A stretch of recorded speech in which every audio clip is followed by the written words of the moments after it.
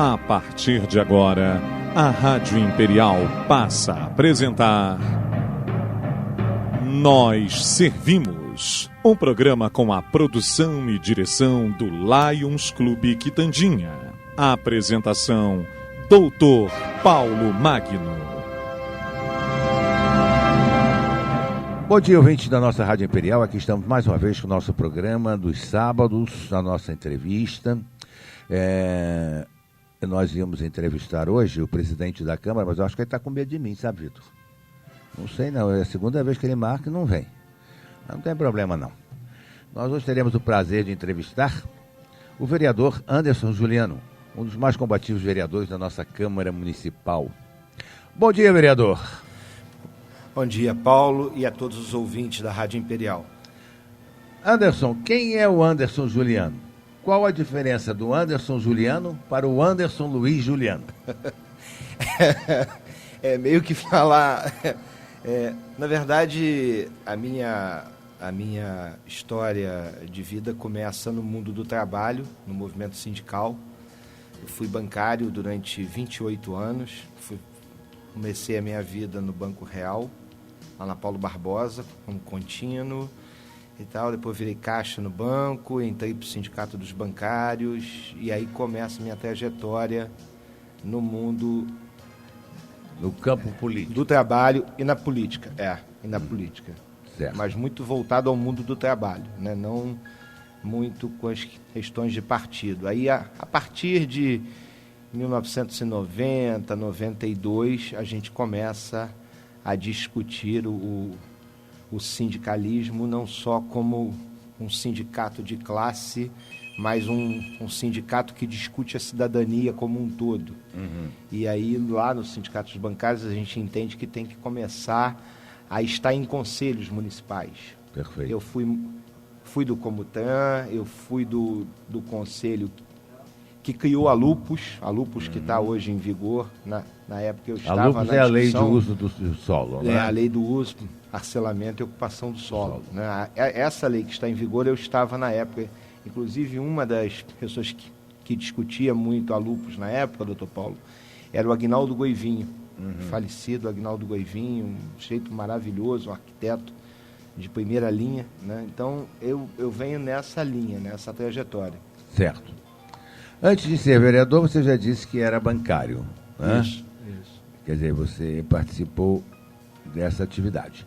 Você já ocupou cargos na administração municipal? Em que governos? Já, eu fui secretário de Meio Ambiente no governo do Bom Tempo, em 2008, por 2 a 3 meses no máximo.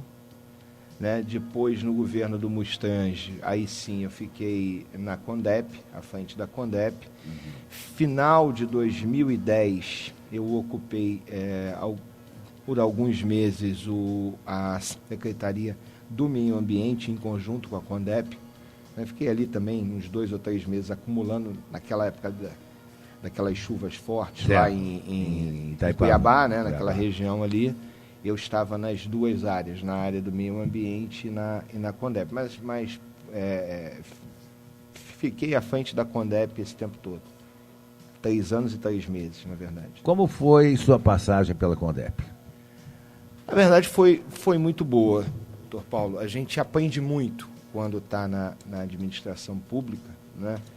E aprende uma coisa que é interessante. Às vezes a gente acha que está de fora, que funcionário público não trabalha, que não quer trabalhar, que não sei o quê. E quando a gente está lá dentro, a gente vê que não, que a turma rala muito. Trabalha muito. Certo. E muito bem. Então, assim, foi uma época de muito aprendizado, né, que a gente instituiu algumas questões na Condep. Uma delas está até hoje, que é a coleta seletiva porta a porta, que fui eu que instituí. O disque entulho, que na época eu criei, que funcionava muito bem. O Rubens acabou com ele. O que hoje sumiu, né, vereador? É uma lástima, né? Porque as pessoas, às vezes, precisam disso tanto, reclamam tanto que não tem A gente pagava uma taxazinha, mas pelo menos era recolhido o lixo, né? Na verdade, não. Na verdade, Na época era de não graça. pagava, era de graça, né? Mas nem que se pagasse uma pequena taxa, mas pelo menos a gente ficava livre do entulho, né? E agora joga na rua, né? Porque não tem o que fazer. E esse é que é a dificuldade, Paulo. Quando eu entrei na Condep, eu via que o entulho era uma grande dificuldade na cidade. E aí eu fui a Araraquara, eu fui a Campinas e fui a Belo Horizonte. E eu vi que essas cidades, elas têm pontos de entrega voluntária de entulho. São áreas na malha urbana, né, que as pessoas vão lá e entregam seu entulho. Eu falei, gente, mas como é que eu vou criar isso em Petrópolis? Uma cidade imperial, cheia de restrições. Como é que eu vou criar pontos de entrega voluntária em Petrópolis? E aí, olha como é que é interessante. Um dia à noite, eu conversando com funcionários da Condep, auxiliar de serviços gerais. Não era engenheiro, administrador, certo, não. A galera ali bem... Isso. Aí eu conversando com eles, eu disse assim, gente, nós precisamos melhorar esse negócio do entulho, temos que criar alguma coisa. Aí um funcionário falou para mim assim, presidente, por que a gente não recolhe com sacos? Eu falei, mas como assim, meu filho? Ele falou, saco de ração. A gente recolhe, vai com o caminhão e recolhe. Eu falei, mas quantos sacos? Aí ele falou, uns 20. Eu falei, mas você aguenta colocar 20 sacos num caminhão? Ele falou, eu aguento, mais do que 20 não dá. Eu e mais um outro, se forem 2, a gente aguenta até 20 sacos. Aí eu falei, boa ideia, eu vou criar um negócio de esquentulho, mas conversando com os funcionários à noite, 7, 8 da noite. Certo. No outro dia de manhã, eu chamei a equipe, falei, gente, olha, conversei com o prefeito, ele gostou da ideia, na época o Mustang, gostou da ideia, falou, olha, cria esse negócio. Nós criamos em junho de 2009. Doutor Paulo, como é que era feito? A pessoa ligava para a Condep, com um telefone próprio, e agendava. Em até 48 horas, a gente ia lá buscar o entulho dela. E ela colocava na porta da casa dela. Então, tipo assim, o Paulo Magno ligou.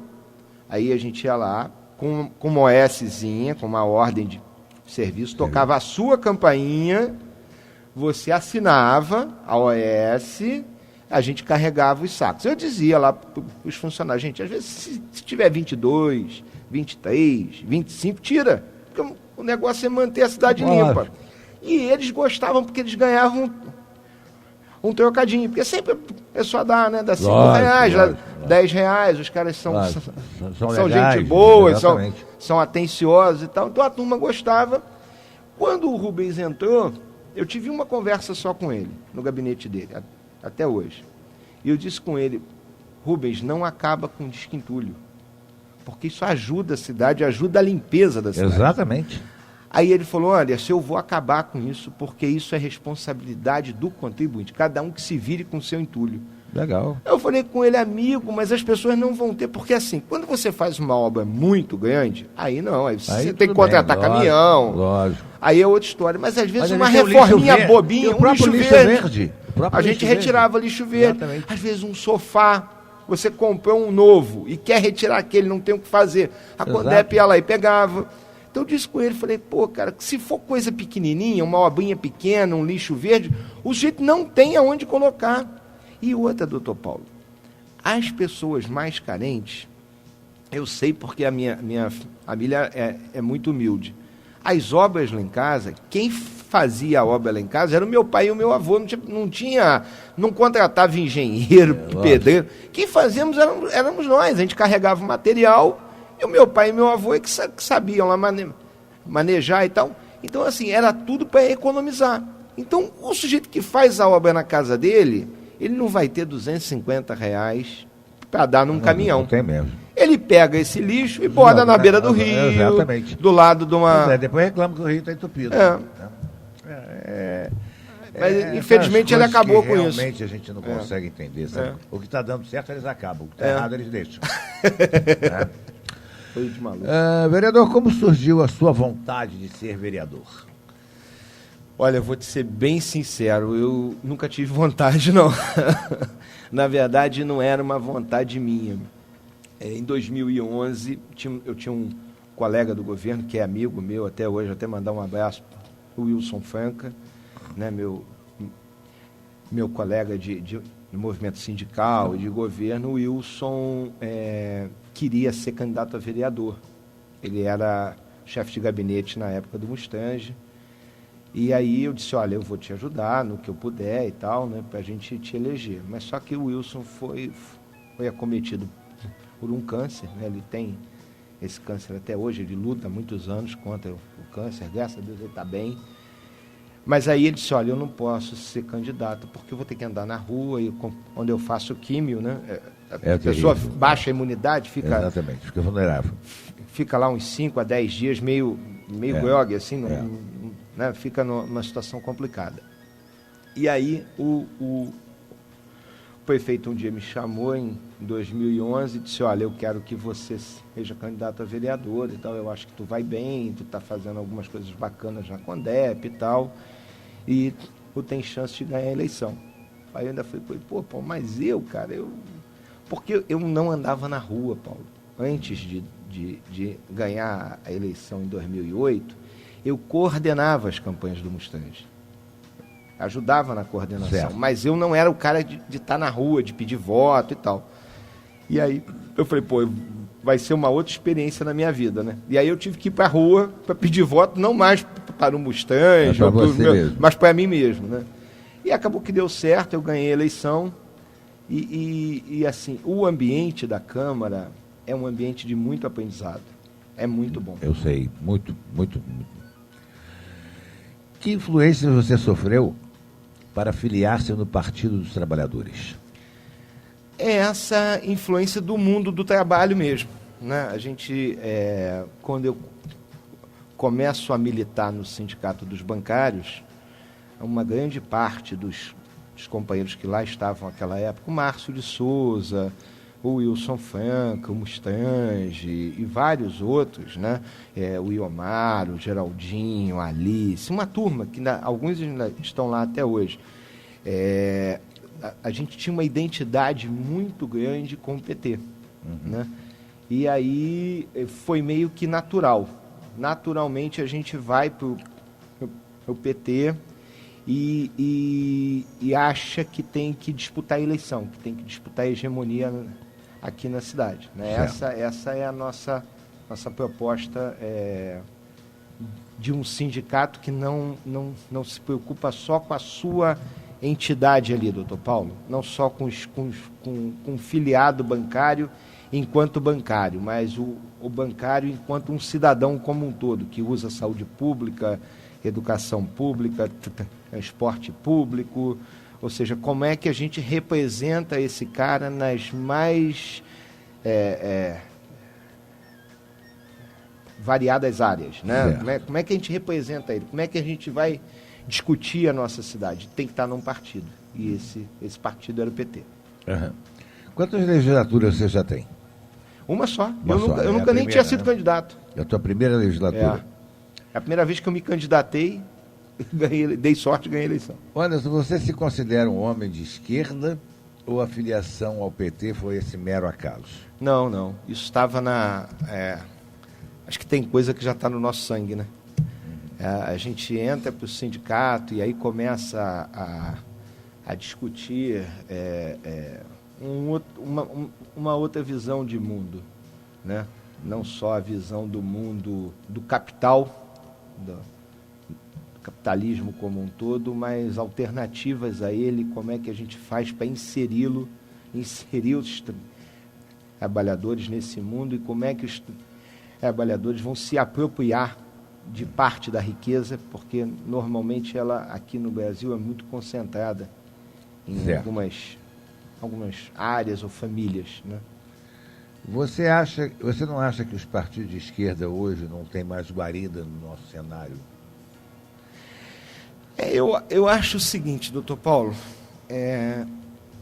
na verdade, infelizmente, alguns companheiros, depois que assumiram o mandato, né, fizeram aquilo que combatiam tanto quando estavam fora. Isso que a gente está assistindo, né? Infelizmente. Então, infelizmente, o que eu prego quando estou de fora não é aquilo que eu faço quando estou lá dentro, né? E isso enfraqueceu muito a esquerda no nosso país, né? Enfraqueceu muito o PT, hoje está com muita dificuldade. Aqui na cidade não tem nenhuma condição de disputar, acredito eu que não vai disputar nada, né? Está muito ruim. Mas, a nível nacional, isso é um drama, né? Isso é uma constatação que a gente vê. Olha só, eu vou criticar esse modelo, mas quando eu estiver lá dentro, eu quero que o modelo me ajude. Exatamente. Então não vai para lá, amigo. Se você critica algo, entra ali, tem que entrar para fazer a mudança. Não tem que entrar para se fazer para a mudança. Se fazer, né? Não dá para ser assim, né? Não, o que o fulano de tal, PSDB fazia era errado.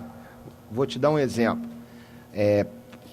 Pagamento de juros a banqueiros e a grandes fundos internacionais. Não, isso é muito errado. O PSDB fazia era muito errado. Aí nós entramos lá e pagamos os mesmos juros ou até mais.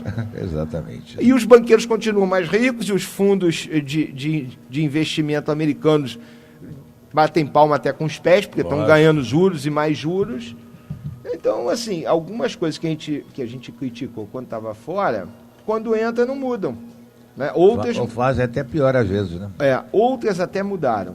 Eu vou te dar um exemplo assim, de algumas coisas que mudaram que eu achei que foi bom, né? E que foi um ganho.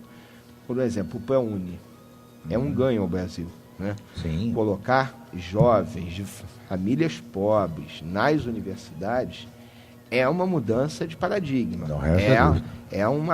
Temos que reconhecer que é. Isso é uma mudança. Algumas coisas que o PT trouxe, né, na administração do ex-presidente Lula e da Dilma foram um avanço, né? Eu, na minha visão, acho que foram. Mas não se fez aquela transformação que se imaginava. Certo. Quais os projetos de sua autoria que tiveram aprovação na Câmara e quais os que você considera assim que são de suma importância ter conseguido aprovação? Na verdade, eu consegui aprovar na Câmara algo que eu achei muito bom, que o Rubens não só foi aprovado, doutor Paulo, mas como está em prática, né, que é a Comissão Municipal da Verdade. Da época que, para a gente resgatar a história que nós tivemos aqui, muito triste, da Casa da Morte, da ditadura. Então nós conseguimos criar na cidade, por uma iniciativa minha, uma lei minha, a Comissão Municipal da Verdade. O prefeito sancionou a lei, regulamentou a lei e criou a Comissão da Verdade. Porque uma coisa é o seguinte, uma coisa é nós criarmos uma lei, e outra coisa é essa lei ser efetivamente cumprida, porque isso é o mais difícil no Brasil. Se nós tivéssemos só cumprimento de leis, a gente não precisa criar mais nada. Eu costumo dizer, no Brasil, se bastava um artigo na Constituição, cumpra-se a lei, revoga-se as disposições em contrário, pronto, acabou. Uma lei com 2 artigos já estava ótimo. Porque tem lei para tudo, ninguém cumpre. Só que ninguém cumpre. Então, a nossa maior dificuldade é cumprimento de leis. Né? Eu vou te dar exemplo, tem leis aqui no município, tem leis da União, leis federais que, por exemplo, o Rubens não cumpre. Uma delas é a lei, a 131 de 2009, que diz respeito à divulgação de dados públicos do portal da transparência. Ele não cumpre a lei, não cumpre a determinação judicial, doutor Paulo. Eu entrei com uma ação na justiça, o juiz deu uma liminar, ele recorreu, perdeu. Eu estou há 3 anos com essa ação, a ação é vitoriosa, o juiz manda cumprir, ele não cumpre. Ele não cumpre nem a lei federal e nem a decisão de um juiz. Então, assim, a gente fica meio que desacreditado, sabe? Porque você fala assim, para que eu vou criar uma lei? Ninguém vai cumprir mesmo. Então, eu digo muito isso lá. A gente, né, os vereadores, a gente debate muito isso lá. uma lei que nós criamos, o ideal é que ela seja cumprida, né? Porque lei que não é cumprida, a gente cria, mas não é letra morta. Certo ou errado, ela é para ser cumprida. Se ela é errada, vai lá, recorre, nós dois temos ação popular, derruba e pronto, né? Algum projeto seu de relevância, aliás, não foi aprovado pela Câmara? Sim, tem alguns. Eu entrei com um, por exemplo, que separa a cobrança do IPTU da cobrança da taxa de limpeza urbana no carnê. Porque quando a gente paga o IPTU, nós somos obrigados a pagar a taxa de lixo. Já vem embutido. Já vem embutido ali. Então, o que eu fiz? Eu desmembrei. Eu disse, não, olha, no carnê, na minha visão, tinham que ter 2 guias ao mês. A guia do IPTU e a guia da limpeza urbana. Porque a cidade está uma sujeira danada, as ruas estão um mato até. Muito sujas mesmo. Então, assim, o sujeito ficaria a seu critério pagar a taxa de limpeza urbana ou não. Esse projeto eu não consegui aprovar. Certo. Né? Mas por que eles disseram que encareceria alguma coisa? Não. Foi porque o Rubens não gostou, ele tem maioria. Ele ia ter perda de receita, ele tem maioria na Câmara, entendi. E aí, com a maioria, ele faz o que ele quer. E um outro, doutor, que eu ainda não consegui aprovar, mas na primeira discussão não passou e está difícil de passar, eu acredito que vai ser muito difícil, é que toda concessão pública tenha que ser votada na Câmara. Exemplo, eu vou fazer uma concessão, eu sou o chefe do Poder Executivo, o prefeito, certo, vai fazer uma concessão da água, uma hipótese, como foi na época do Leandro que ele fez e o Mustang renovou e tal. Mas eu vou fazer a concessão de água. Eu tenho que levar esse debate para a Câmara, porque lá é a casa do povo, a Câmara vai discutir, vai aprovar uma lei e aí sim vai ser feita a concessão. Né, de um projeto interessante concessão. Para dar mais respaldo, né? Transparência do processo. Exato. O que isso vai gerar de economia? Vai entrar dinheiro nos cofres? Não vai? A população vai ganhar? Não vai? Né? Porque a gente sabe, na época que tinha a CAEMP, a minha mãe mora na Sargento Boining até hoje, tinha muita falta de água. Eu me lembro, na época da CAEMP, o Oswaldo da Costa Frias, manda até um abraço para o Oswaldinho, lá da Posse. O nosso amigo, ele inaugurava bica de água. A CAEMP, não sei se você lembra dessa época, lembra disso? Não sou dessa época, não, mas lembro.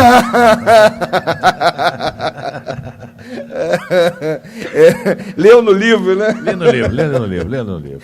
Mas o Oswaldinho inaugurava bica de água, quer dizer, hoje é um negócio absurdo, né? Que a gente não...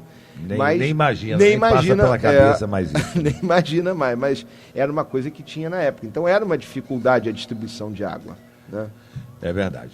Ô Anderson, antes da gente entrar no nosso intervalo, vou te fazer a última pergunta antes do intervalo, depois a gente volta. Como você avalia o governo atual, o governo municipal atual? Olha, na minha avaliação, medíocre. Muito ruim. Não trouxe nenhuma novidade à nossa cidade, né? Não implementou nada de novo.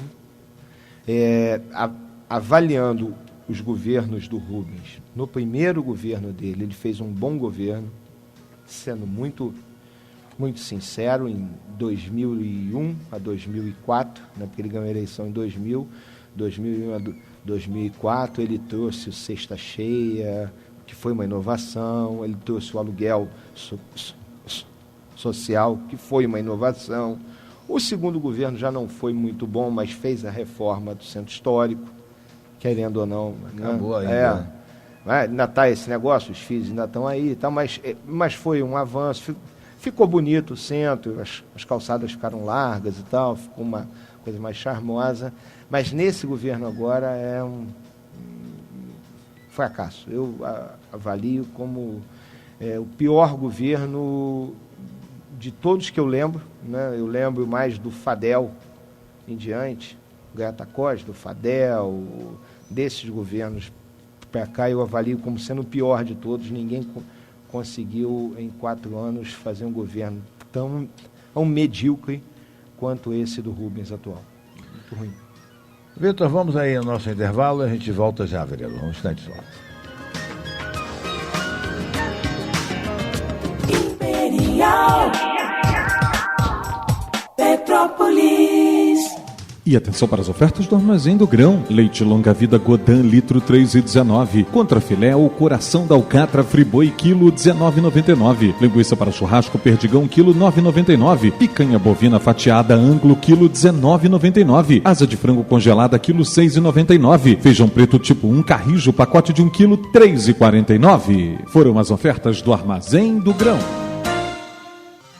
Fique ligado. O Aedes aegypti, que é o mosquito da dengue, agora traz mais risco à saúde da população. Lembre que ele transmite também outras doenças, como chikungunya e zika.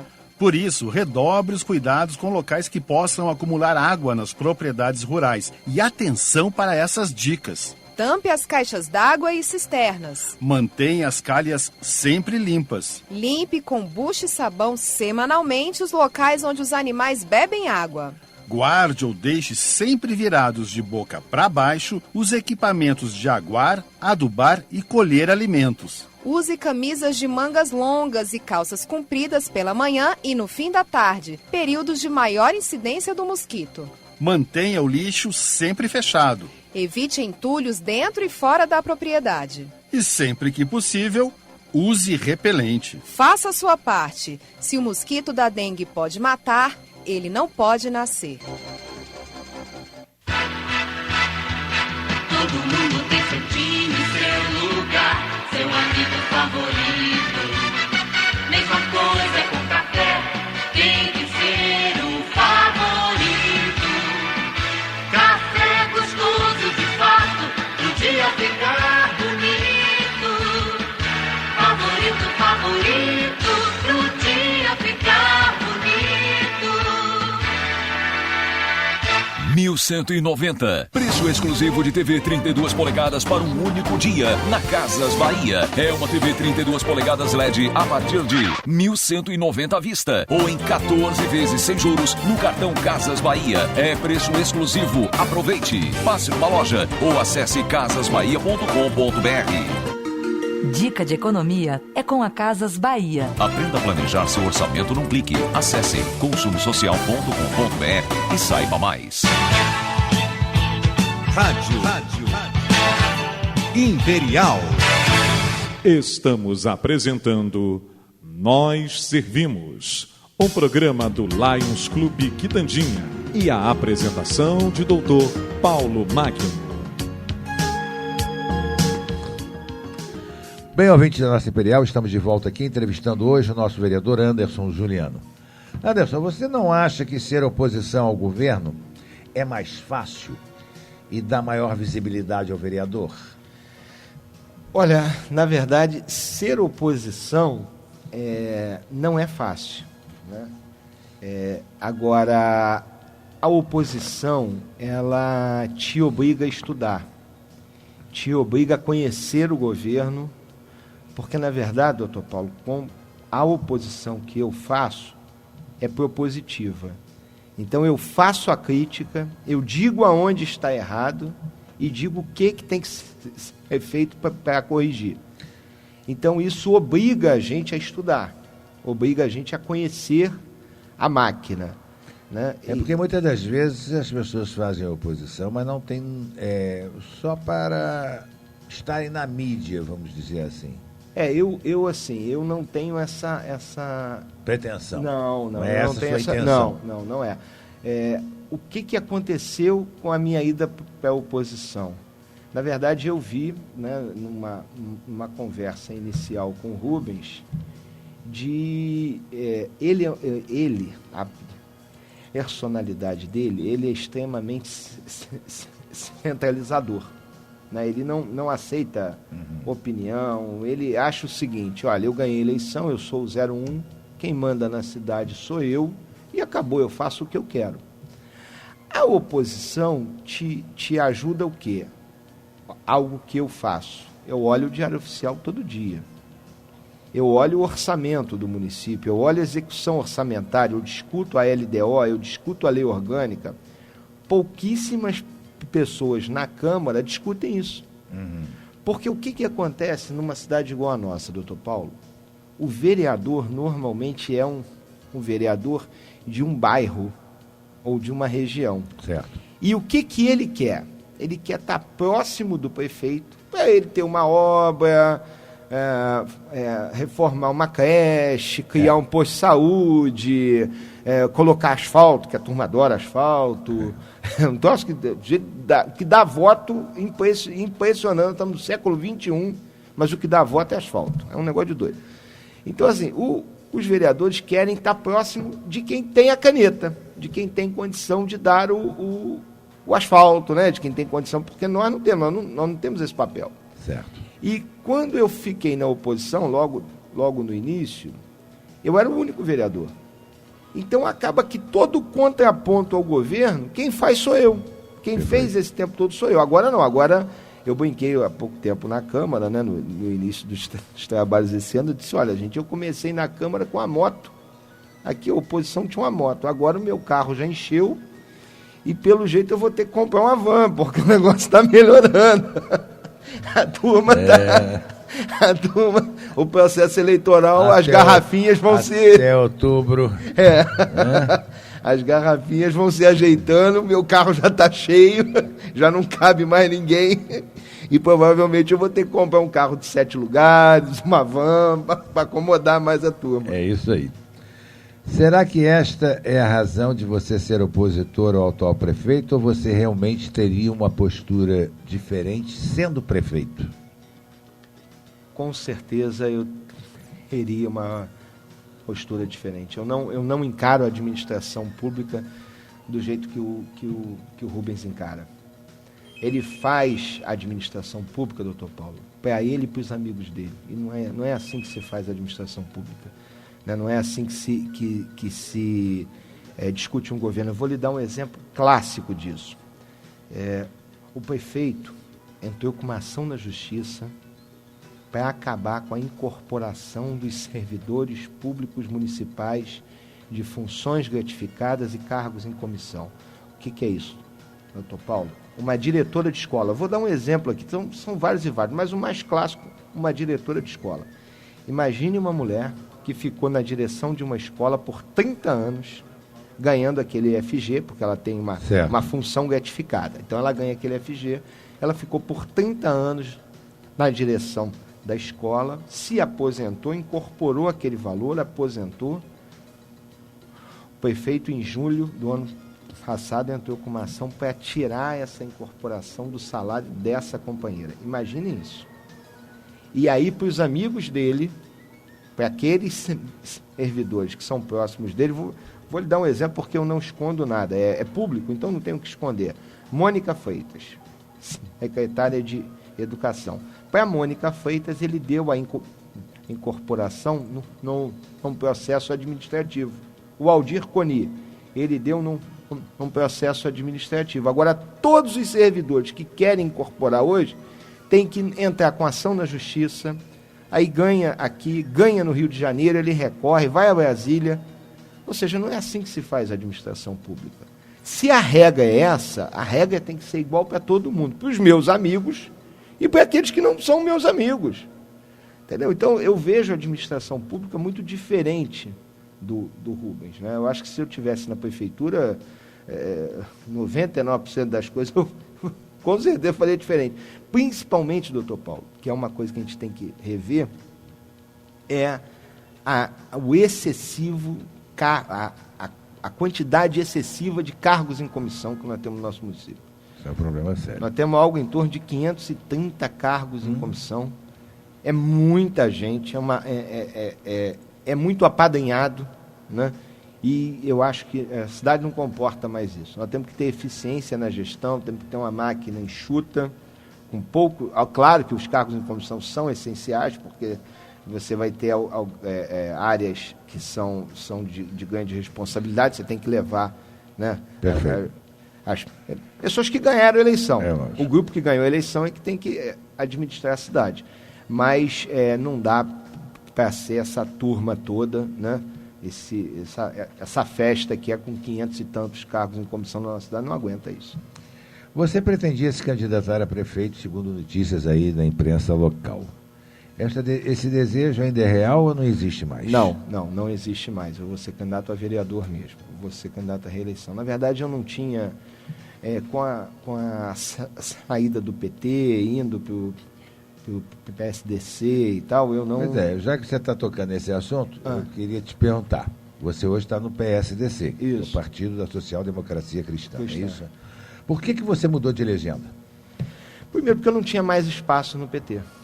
Eu vi que ali não dava mais, não era mais ambiente de se fazer política, principalmente do jeito que eu acredito que a gente tem que fazer política. A direção do PT local é muito ruim, né? Não faz a grande política, não quer discutir grandes temas, quer ficar na mesmice. Eu disse, olha, num lugar desse eu não vou a lugar nenhum. Se eu fico no PT, eu nem sou candidato a vereador, nem era mais candidato a nada, eu tinha que sair. Então eu disse, olha, conversei com muitos companheiros, com muitos amigos de muito tempo, disse, olha, saí, vou para um outro partido. E aí nessa mudança, doutor Paulo, para a gente ser candidato a prefeito não é uma coisa simples, né? Tu tem que ter um grupo muito forte, Lógico. tem que ter uma articulação muito grande na cidade. Mas há então a intenção. Não nessa eleição, Sim, nessa, mas é algo que eu não descarto, não. Mas, o Anderson, o PSDC é um partido que repudia o capitalismo selvagem, que não realiza justiça, como também repudia o marxismo que esmaga a liberdade. Além disso, o partido proclama como sua doutrina a democracia cristã que realiza a justiça sem destruir a liberdade. A filosofia é bem contrária ao PT. Mudou sua ótica sobre política ou essa mudança só tem como objetivo mesmo a tua reeleição? Na verdade, não.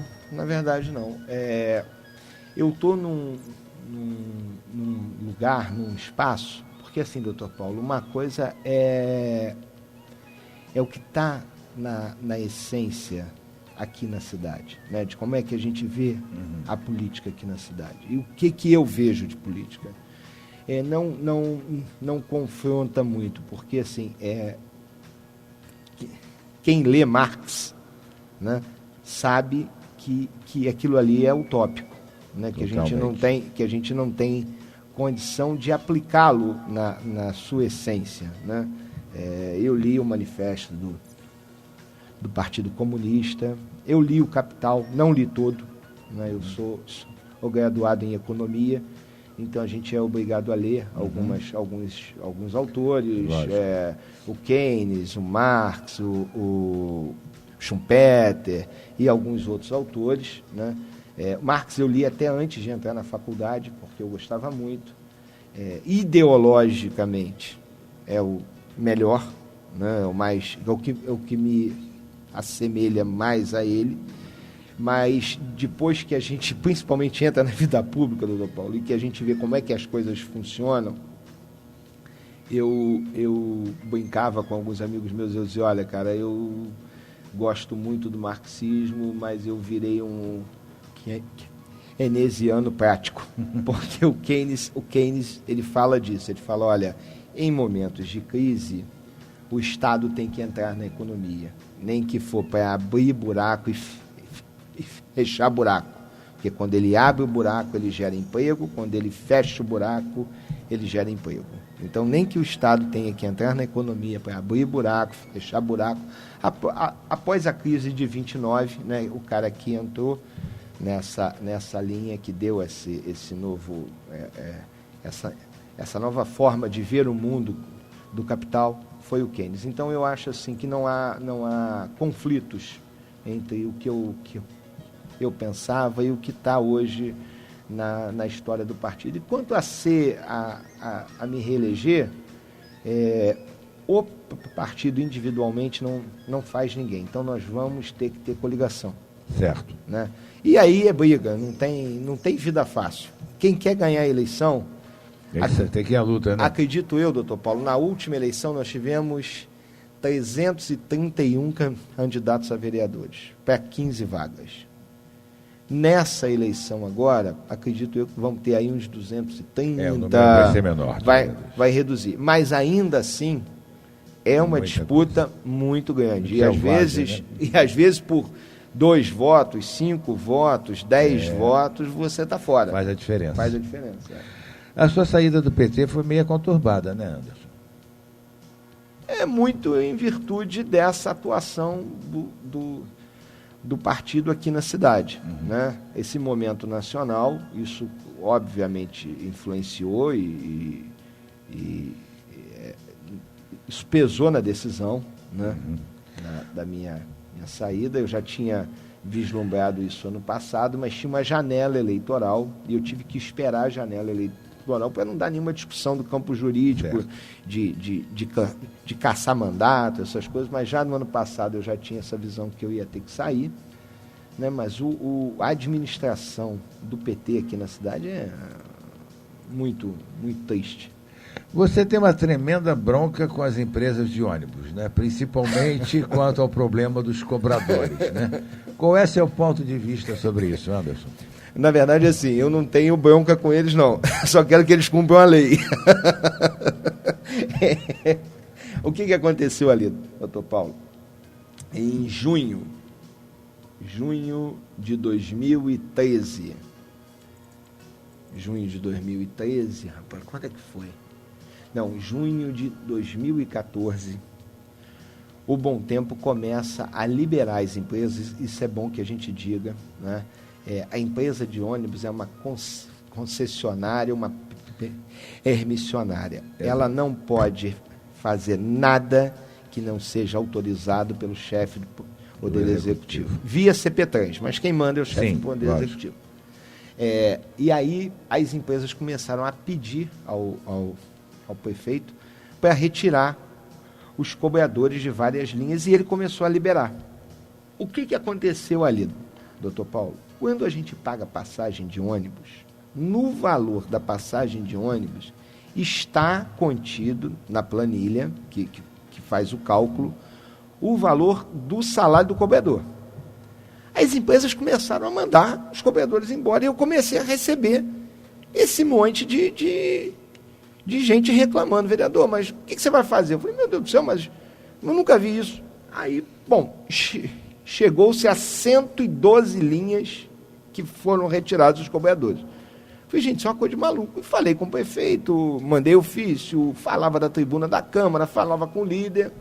E aí alguns vereadores diziam assim, isso é um processo irreversível, porque na Europa não se tem mais cobrador. Eu falei, então você vai ser vereador na Europa, meu filho. Eu moro aqui em Petrópolis, aqui tem, e tem lei.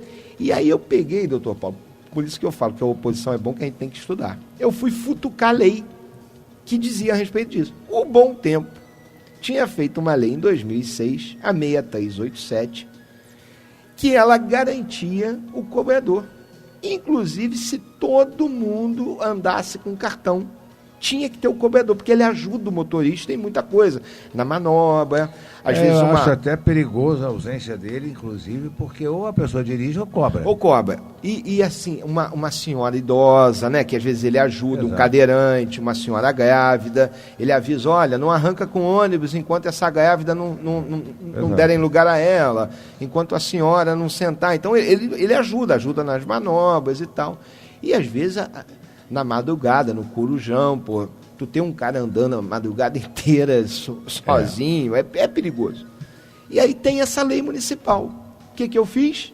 Falei, já que não tem conversa, entrei com uma ação na justiça, cobrando a execução da lei. O doutor Jorge Martins, aqui da 4ª Vara, deu uma liminar dizendo que tinha que cumprir a lei. As empresas e a CPTrans, que foram as que eu coloquei no polo, recorreram. Foi ao Tribunal de Justiça do Rio de Janeiro, a desembargadora Norma pegou aquilo ali, viu que tinha lei e falou, não, cumpra-se. E obrigou as empresas a cumprir. Eu ganhei lá no Rio de novo. E no início, doutor Paulo, quando eu entrei com a ação, os caras diziam o seguinte: tu é maluco, rapaz, tu é um vereador, como é que tu vai ganhar de empresário de ônibus, amigo? Você não vai ganhar nada. Eu falei: rapaz, mas o jeito que vai julgar, ele vai julgar com base na legislação. Ele vai ter que julgar, não tem como eu perder. Mas era tanta gente dizendo que eu ia perder, porque a FETransport, porque eles têm muita força, porque eu ia perder. Aí eu fiquei até meio desanimado, nem eu entrei, mas falei: pô, esse negócio não vai dar certo. Mas aí fiquei forçando a barra, bom, ganhei aqui, ganhei no Rio, a ação voltou. Quando voltou para o mesmo juiz, ele mandou executar. E aí os cobradores voltaram aos seus empregos, e deu mais, acho que 200 e tantos empregos que foram repostos com essa ação. Né? Mas assim, deixar claro, eu só queria que as empresas cumprissem a lei, e assim, doutor Paulo, se a gente for bem sincero, esse período que ficou sem o cobrador em muitas linhas, a passagem tinha que baixar. Porque se o sujeito paga uma passagem que tem que ter ali o cobrador, e durante meses, até acredito eu, 1 ano mais ou menos, que ficou sem, quase 1 ano, né, esse tempo todo que ficou sem, o cobrador continuou na passagem. A função, preço lá. Então, quer dizer, as empresas colocaram dinheiro no bolso além do que estava na planilha, né? Ou seja, tiveram um upgrade aí dos seus lucros. E a sociedade, ela teve perda porque a viagem demorava muito também. Porque, imagina, lógico, entra uma pessoa, troco. R$10, aí ele dá o troco. Aí entra outro, com R$20, ele dá o troco. Ele não pode arrancar com o ônibus enquanto ele não der troco a todo mundo. Senão vai fazer besteira. E aí, a hora que o ônibus para, o que acontece aqui na cidade? Nós temos as caixas de ruas não tem estreitas, então o ônibus para, aquela fila de carro para atrás. tudo. Exato. Né? Então as viagens começaram a demorar muito também. O quanto é importante para você o gabinete de rua que você mantém no calçadão do Senip? Eu acho que aquilo ali é um divisor de águas na política municipal. Não sendo, não querendo superestimar aquilo ali, né? Mas aquele ambiente do gabinete de rua, doutor Paulo, ali me dá condição de ouvir a população. Né? A gente está ali, eu fico ali de 9 da manhã, 9 e pouquinho, até 5 da tarde. Todos os dias que você fica? Às sextas-feiras. Sempre às sextas-feiras. E a gente colocou uma biblioteca, né? Eu distribuo livros ali, eu ganho muito livro. As pessoas... começou com uma ideia nossa dos nossos livros. Vamos criar uma biblioteca solidária e tal. Aí eu disse para um amigo meu, que é o Zeca Chabudé, falei: meu Deus do céu, Zeca, nós vamos botar livro aqui, depois os nossos livros vão acabar, e como é que a gente vai fazer? Ele falou: Anderson, acabou. Vamos botar o tempo que dá. Nós colocamos livro uma vez só, doutor Paulo. Nunca mais nós colocamos livros nossos.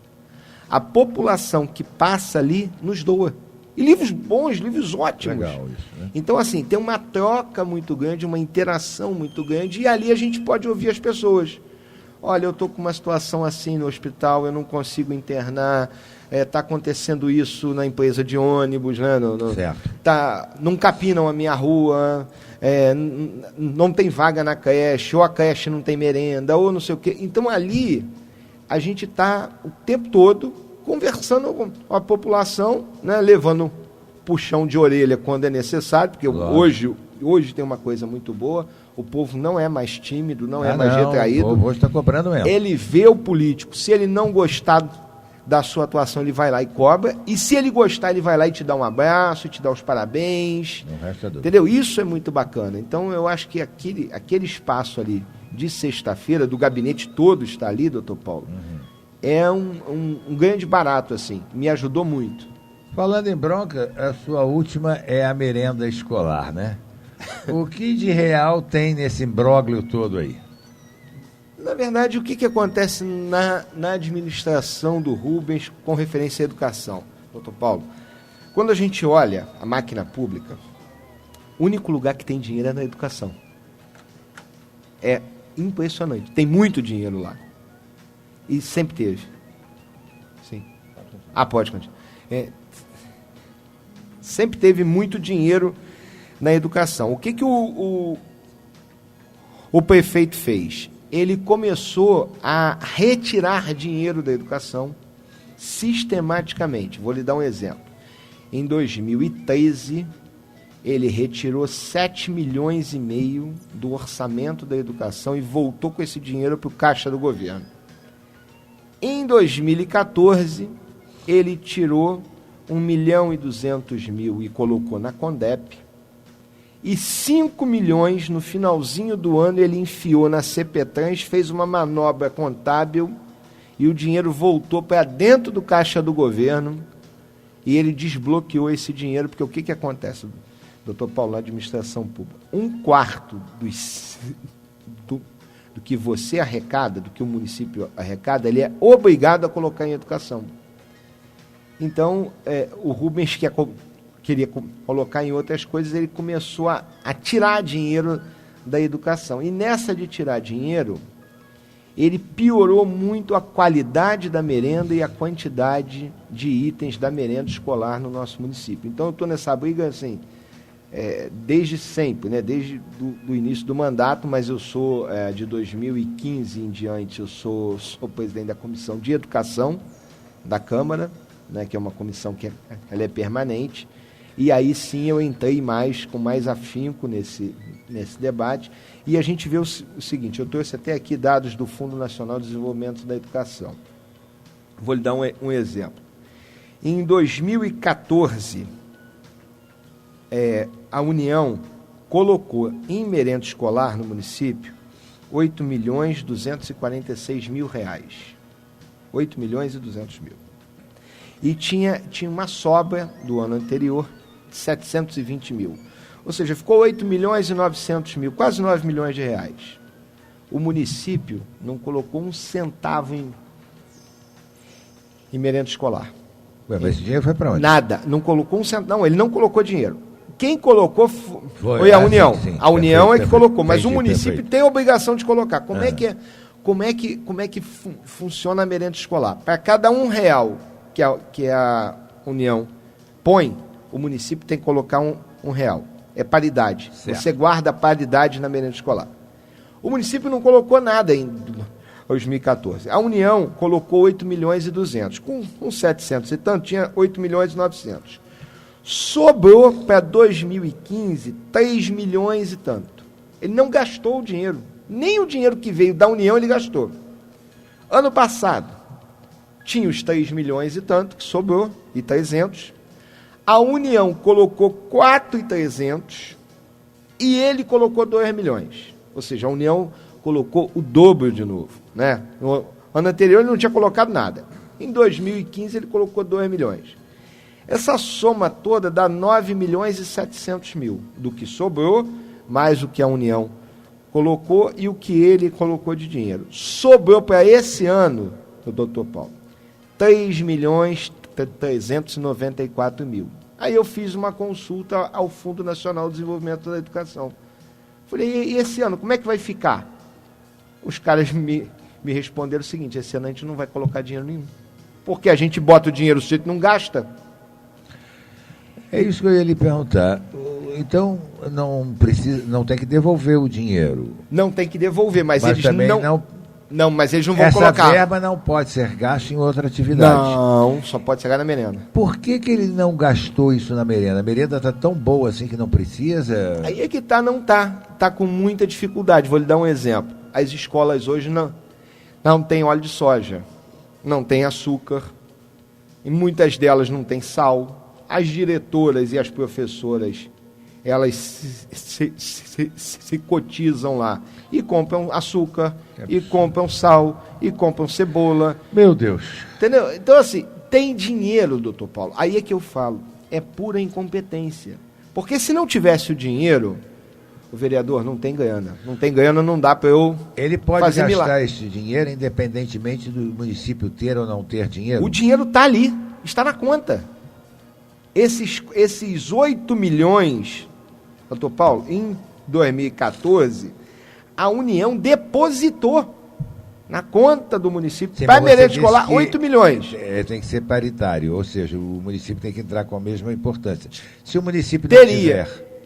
Mas aí ele gasta Pode- o da ele União. pode Pode gastar o da União. Eu quero minha roupa. Ele não está gastando, ele não está tendo capacidade, aí é que está. Nem de gastar o que a União manda. O que a União ela fez agora? Com essa crise toda, o que os caras fizeram? Gente, os municípios que nós estamos mandando dinheiro e os caras não estão gastando, vamos parar de mandar. Lógico, não precisa. Não precisa. Né? E entende-se, o sujeito que está lá em Brasília, que é um técnico, ele não está vendo o dia a dia, que ele não sabe que acabou o óleo, que acabou o açúcar, que não tem alho. Esse não é a função dele. Ele tá vendo o seguinte, olha, eu mandei 8 milhões, o sujeito não gastou tudo. No outro ano eu reduzi, mandei 4. Ele também não gastou. Esse ano eu não vou mandar nada. Lógico. Deixa ele se virar com o que tem. Mas, vereador, nós estamos quase chegando ao nosso término aqui. Rapidamente, o que está acontecendo com a Escola Águas Lindas e a Escola Sérgio Ribeiro Rocha? Na verdade, isso foi uma grande polêmica e, na minha visão, doutor Paulo, um grande erro do prefeito. Né? Ele criou uma escola em Nogueira que começou a obra na época do Mustang, uma escola grande em Nogueira. Essa obra, esse projeto já era da época do Mustang. Ele fechou 4 escolas em Nogueira, principalmente a do Águas Lindas. Né? Ele acabou com a escola, disse que lá vai virar uma SEI, uma creche, um SEI, e não dialogou com a comunidade. E o que ele fez na escola de Nogueira com o nome? A escola de Nogueira tinha um nome, Sérgio Ribeiro Rocha, que foi um rapaz que levou um tiro de chumbinho, que morreu, e o pai é um sujeito que adorava a comunidade, adorava a escola, doou terreno. O terreno, inclusive, da escola era dele. Pela família. Então, ou seja, e tinha uma mobilização muito grande da comunidade ali de Nogueira de se manter o nome, para se manter o resgate dessa história, né? Para que a história não se perca. E aí o Rubens disse, não, eu sou o prefeito e eu vou colocar lá o nome do professor Newton, que é uma homenagem até muito justa. Muito mas... justa. Será que tinha outro local para homenagear o mestre Newton Santiago, que é uma pessoa realmente que a gente reputa aí como um dos grandes nomes da educação da nossa cidade, né? Mas... É verdade, mas que colocasse em outro lugar. E aí os moradores fizeram um abaixo-assinado, né, com mais ou menos 1.000 assinaturas, pedindo para que se mantenha o nome, para que se mantivesse o nome do Sérgio. Eu fiz uma carta com algumas assinaturas de vereadores ao prefeito Bom Tempo, com a cópia do abaixo-assinado, porque eles me entregaram o abaixo-assinado. Ele não mudou, ele fez a inauguração com o nome do professor Newton, e é algo assim que chateou muito a comunidade, por uma falta de respeito com a história daquela região e do próprio Sérgio, né, que foi desrespeitado ali, a história dele, do pai dele, de toda a luta deles. Né? Exato. Vereador, a última pergunta. Aliás, tem um ouvinte aqui que também ligou para a gente, pedindo aí para lhe perguntar, apesar que não é muito não tem muito a ver com você, o que você acha, rapidamente assim, da ocupação das escolas aí que está tendo em Petrópolis? Isso é a área mais estadual, né? Seria mais para um deputado, mas de qualquer sorte. O que se discute muito hoje nas escolas estaduais é a ocupação. Né? O que eu acho que tem que discutir é o seguinte, vai acabar a greve ou não dos profissionais da educação, né? Porque o que a gente quer é aula, né? O que os alunos precisam é de aula. Eles não querem muita aula, mas tudo bem. Mas nós, pelo menos a gente acha importante que tenha as aulas, né? Exato. Então, eu acho que a grande dificuldade nisso, doutor Paulo, são as aulas. Agora, as ocupações que eu tenho visto e o que eu tenho conversado com alguns alunos, eles estão ocupando como forma de mobilização, de discussão de uma educação pública de qualidade. Isso é o que tem chegado aos meus ouvidos. Eu tenho uma outra... Agora, eu não sei o que está acontecendo, na verdade, porque eu não entrei em nenhuma escola ocupada. Né? A minha opinião eu dou às quartas-feiras aqui no debate. Hoje eu não dou opinião. Hoje eu só quero saber a opinião sincera que você se considera um vereador combativo e que respondeu aos anseios daqueles que lhe elegeram? Eu acho que sim, doutor. Eu acho que sim. Eu fiz um mandato discutindo com a sociedade, colocando aqueles pontos que eu acho que são fundamentais. Né? Sou combativo, acho que fiz um mandato razoável, né? Supri a expectativa daqueles que me elegeram, acredito eu que sim. Né? A gente erra muito, né? É normal a gente errar, mas errar é próprio do ser humano. Eu né? procuro, eu discuto muito isso lá no gabinete, com os meus amigos, com os meus companheiros lá. Eu digo, olha, quando a gente debate, quando a gente conversa, a chance de errar é menor. Né? Quando a gente discute uma questão, doutor, nós diminuímos a chance de errar. Né? Porque tem muita gente que acha isso. Eu ganhei a eleição, quem manda sou eu sou o cara, e aí não discute com ninguém, não conversa com ninguém, não pede opinião. Esse cara só fica legal pro Roberto Carlos. Né? Vereador, muito obrigado pela sua presença. Gostaria de agradecer a sua atenção, de se disponibilizar num sábado de manhã, de vir aqui, bater esse papo aí com a gente. E os nossos microfones para a sua despedida, por favor.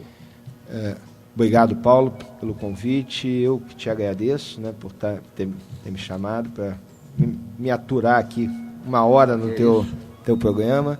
Prazer. Dizer que a gente está à disposição. O número do meu gabinete é 2291-9212 ou 2291-9213, de segunda a quinta-feira, de 8 da manhã até no mínimo 7 da noite. A gente nunca fecha o gabinete antes das 19.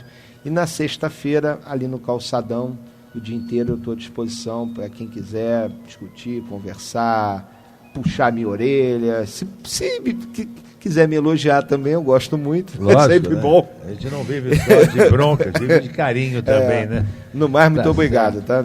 Obrigado a você pela sua participação, obrigado hoje ao Vitinho aí na técnica, um abraço a todos os nossos ouvintes, ao Augusto que está lá na Serra, lá ouvindo o nosso programa, um abraço aí para os nossos companheiros da rádio, e agora nós teremos o Plantão Imperial e logo depois o show do Roberto às 11h30 com o nosso amigo Jorge Luiz, a voz de Petrópolis, né? Então, um abraço a todos, até sábado que vem. Fui!